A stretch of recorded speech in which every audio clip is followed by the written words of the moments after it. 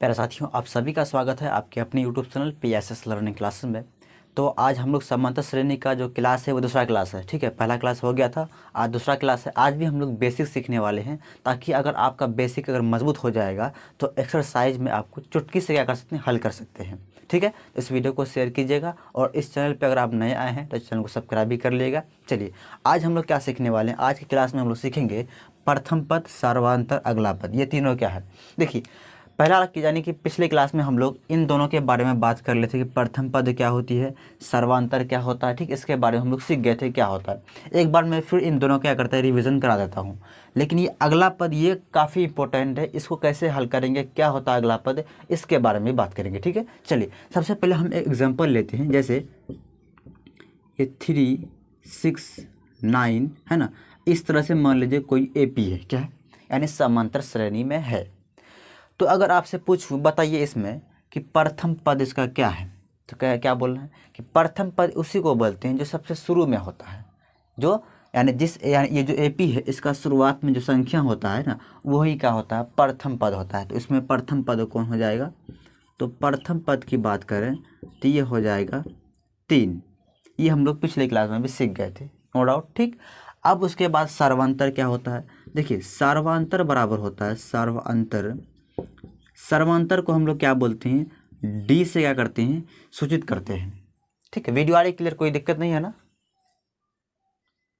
तो सर्वांतर क्या बोलते हैं, सर्वांतर को हम लोग D भी बोलते हैं। और सर्वांतर निकालने का फॉर्मूला क्या होता है, देखिए सर्वांतर इसके बीच में भी निकाल सकते हैं, इसके बीच में निकाल सकते हैं। ठीक है, जितना यानी जितना संख्या है उतना निकाल सकते हैं। जैसे यहाँ पे AP 1, 2, 3 संख्या है ना, तो इसके बीच में भी निकल जाएगा और इसके बीच में भी निकल जाएगा। तो कैसे निकालते हैं उसको समझिए। देखिए सबसे पहले इसको बोलते हैं हम लोग A1, इसको बोलते हैं A2, इसको बोलते हैं A3। इस तरह से जितना संख्या आते रहेगा उसी तरह से A4, A5, A6 होते रहेगा ये। ठीक है, चलते रहेगा। लेकिन समझना यहाँ पे ये है कि प्रथम पद और A1 दोनों क्या होता है, एक ही होता है। समझ गए बात। अब देखिए तो सर्वांतर कैसे निकालते हैं। देखिए अगर हमको इन दोनों के बीच में अगर क्या करना है, सर्वांतर निकालना है ये दोनों के बीच में, तो लिखेंगे D1 बराबर A2 माइनस A1। ये A2 A1 क्या है, देखिए A2 बोलते हैं दूसरा पद, A1 बोलते हैं पहला पद। मतलब दूसरा पद में पहला पद को घटाना है। दूसरा पद कितना 6 है तो 6 लिखेंगे, माइनस पहला पद कितना 3 है तो 3 लिखेंगे। तो बताइए घटाएंगे तो D1 कितना आ जाएगा, तो D1 आ जाएगा 3। ये क्या आ गया, आपका सर्वांतर आ गया। ठीक, इसी तरह से आप D2 भी निकाल सकते हैं। D2 कैसे निकालेंगे भाई, तो देखिए D2 बराबर आता है फॉर्मूला, तो इन दोनों के बीच में D2 कौन है, ये है ना, इन दोनों के बीच में बात कर रहे हैं, ये दोनों के बीच में। तो D2 का फॉर्मूला क्या हो जाएगा, A3 माइनस A2। मतलब कि इसमें से इसको घटाएंगे, तीसरा पद में दूसरा पद, तो तीसरा पद 9 है तो 9 लिखेंगे, माइनस दूसरा पद 6 है तो 6 लिखेंगे, और घटाएंगे तो D2 का मान कितना आ जाएगा, 3 आ जाएगा। देखा है कि नहीं है। और एक चीज़ ध्यान रखिएगा आप लोग कि जो भी अगर AP में कोई अगर संख्या AP में है, मतलब समांतर श्रेणी में है, इसका मतलब कि उसका D का जो मान होगा वो बिल्कुल बराबर होगा। तो यहाँ पे देखिए ये AP में है, इसका मतलब देखिए यहाँ भी जो D1 आया है वही D2 भी आया है, उसी तरह से D3 आएगा। जितना भी निकालेंगे वो बिल्कुल सेम आएगा जो AP में होता है। अगर कोई संख्या AP में नहीं है तो उनका D का मान कभी भी बराबर नहीं होता है। चलिए आपको मैं एग्जांपल समझाता हूँ कि क्या होता है। ठीक है,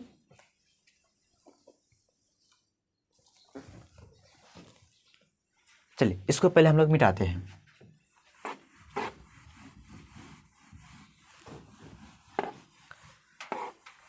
चलिए अपने मन से, चलिए कोई एक क्वेश्चन हम लेते हैं, कोई भी सवाल लेते हैं अपने मन से, कोई भी। देखिए 2, 6, 12, 1 डॉट डॉट डॉट, क्या ये AP है, अभी तो नहीं बोल सकते AP है कि नहीं है।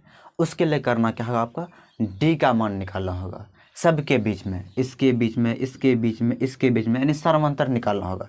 अगर सबके बीच का जो सर्वांतर जो निकलेगा अगर बराबर आ जाएगा ना तो वो AP में होगा, नहीं आएगा तो AP में नहीं होगा। ऐसे भी देख के बोल सकते हैं कि 2 के बाद 6, फिर 12, फिर 1, इसका कुछ पता ही नहीं चल रहा है, कितना बढ़ रहा है कितना घट रहा है कुछ मालूम ही नहीं है, इसका ऐसे ही बस एपी नहीं है। लेकिन अगर आपको सॉल्व करना हो कि कैसे एपी नहीं है, सॉल्व करना होगा ना। जब भी आपको एपी चेक करना हो मतलब कि समांतर श्रेणी है कि नहीं है, तो क्या करना पड़ेगा आपको, सबका क्या निकालना होगा, सर्वांतर यानी डी निकालना होगा, इसके बीच में भी, इसके बीच में भी, इसके बीच में भी। तो चलिए निकालते हैं हम लोग। चलिए तो D1 पहले निकालिए। तो फॉर्मूला क्या होता है, A2 माइनस A1। A2 कौन है, ये है, A1 कौन है, ये है। तो 6 माइनस 2, तो बताइए D1 क्या हो जाएगा। तो 6 में 2 घटाएंगे 4 आ गया, समझ गए बात। चलिए अब हम लोग निकालते हैं D2। तो D2 कौन कौन है, इन मतलब किसके बीच में, तो ये और ये के बीच में। तो ये क्या है, A3 है तो लिखेंगे A3। ये क्या है, A2 है तो लिखेंगे A2। तो A3 कितना 12 है, 12 लिखेंगे, माइनस A2 कितना 6, तो घटाएंगे तो यहाँ आ जाएगा 6। यहाँ देखिए आप लोग कि D1 यहाँ पे निकला है 4 और यहाँ D2 निकल गया 6, कभी ये पे तो होगा ही नहीं। तो अगला आपको निकालने की ज़रूरत और नहीं है। अब D3 जो है वो निकालने की ज़रूरत नहीं है। क्यों नहीं है, ये तो यहीं फेल हो गया ना। आगे निकल क्या करेंगे, ये दोनों जब बराबर ही नहीं है, आगे कहाँ निकालेंगे, आगे नहीं निकालना है, यहीं पे ले देंगे क्या, अतः ये एपी नहीं है। लेकिन अगर सिर्फ कहेगा आपको कि सर्वांतर ज्ञात करें, सिर्फ क्या करेंगे, सिर्फ डी का मान निकालेंगे, मतलब कि D1 निकालेंगे। जैसे देखिए एक एपी और कोई लेते हैं, जैसे देखिए यहाँ पे, जैसे 2 है, 4 है, 6 है, 8 है, इस तरह से। क्वेश्चन ये कह दिया कि ये एपी में है, एपी में है। सिर्फ अगर ये पूछे आपसे कि इस एपी का सर्वांतर ज्ञात करें, सिर्फ इतना पूछा। क्या पूछा हमको, सिर्फ पूछा है कि सर्वांतर निकालना है। तो क्या करेंगे, सिर्फ आपको क्या करना है, D1 निकालना है। क्या निकालना है, D1, मतलब कि 4 में 2 घटाएंगे, मतलब A2 माइनस A1। तो 4 में 2 घटाएंगे तो कितना आ जाएगा, तो D1 आ गया 2। आगे D2 D3 निकालने हमको ज़रूरत नहीं है। D2 D3 D4 कब निकालेंगे, जब हमको एपी चेक करना हो। लेकिन अगर एपी चेक नहीं करना, सिर्फ सर्वांतर निकालना है, तो सिर्फ D1 निकालेंगे हम। टाइम क्यों वेस्ट करेंगे। अब D2 भी निकाल सकते हैं, कोई बात नहीं है, लेकिन फिर यही आएगा, 2 ही आएगा ना फिर, क्योंकि ये एपी में है और जो एपी में है उसका सर्वांतर बराबर होता है। तो टाइम काहे वेस्ट करेंगे, सिर्फ क्या करना, आपको D1 निकाल देना, ठीक है, सर्वांतर जब भी पूछेगा। तो उम्मीद करते हैं आप इसमें कोई भी कन्फ्यूज़न आपके अंदर में नहीं होगा। ठीक, अब आते हैं ये सर अगला पद क्या है, ये अगला पद क्या है, इसके बारे में बात करते हैं। ठीक है, तो यहाँ देखिए आप लोग अगला पद, जैसे ये एपी इसी को लेते हैं। जैसे देखिए अभी क्या लिखे यहाँ पे, 2 लिखे हैं, 4 6 है, 8 है ना। ये 8 अभी मत लीजिए, इतना ही समझिए ये है कोई एपी में दिया गया है।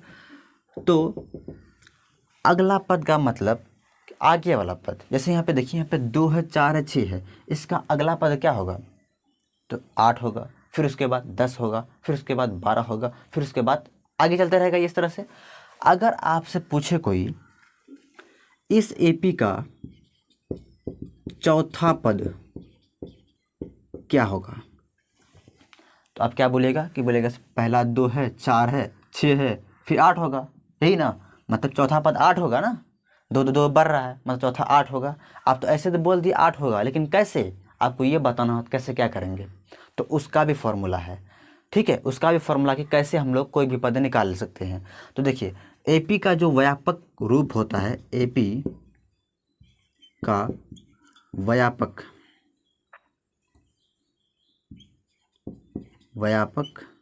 रूप, ध्यान दीजिएगा, ए कॉमा ए प्लस डी कॉमा ए प्लस 2D कॉमा ए प्लस 3D कॉमा ए प्लस 4D, इस तरह से ये आते रहता है। ये हुआ आपका एपी का व्यापक रूप, स्टैंडर्ड फॉर्म जो होता है ये होता है। और इस फॉर्मूला से आप कोई भी पद निकाल सकते हैं, समझ गए बात। जैसे हमको यहाँ पे चौथा पद पता नहीं है, चौथा पद पता नहीं है, लेकिन हम बोल सकते हैं चौथा पद 8 होगा, ठीक है, लेकिन हमको निकाल के देखना कि कैसे 8 होगा।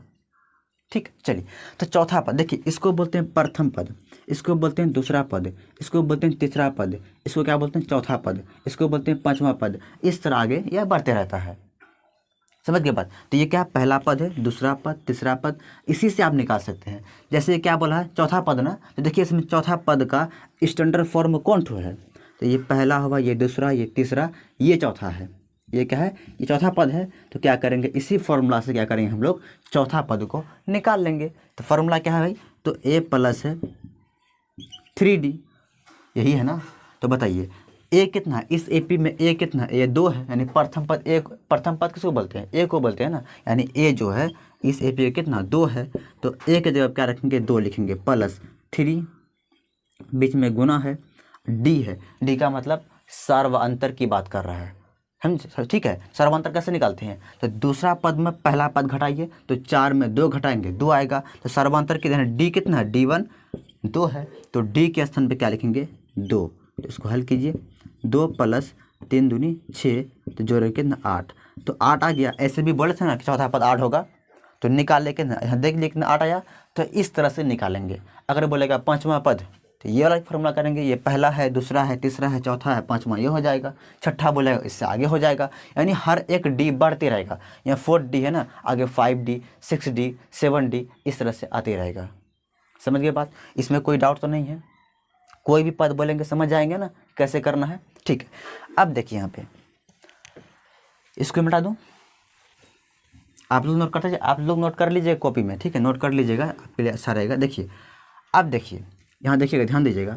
अगर आपके क्वेश्चन में ये कह दे कि a बराबर है 4 और d बराबर 2, a बराबर 4 है, d बराबर 2 है, मतलब पहला पद पता है आपको, पहला पद कितना 4 दिया गया है और d यानी सर्वांतर जो है 2 है, तो आप पाँचवा पद याद कीजिए या दूसरा पद, ये सॉरी दूसरा, हाँ दूसरा या तीसरा कोई भी, मान लीजिए तीसरा पद निकालना है। कौन सा पद निकालना है, तो तीसरा पद क्या होगा, डायरेक्ट क्वेश्चन पूछा है, क्वेश्चन ये पूछा है कि a बराबर 4 आपको मालूम है, a का मतलब पहला पद पता है, पहला पद पता है, सर्वांतर 2 है, d का मान 2 है, तो तीसरा पद क्या होगा, तो सिंपल तीसरा पद का फॉर्मूला क्या होता है, तो ये पहला पद, दूसरा पद, तीसरा पद ये होता है।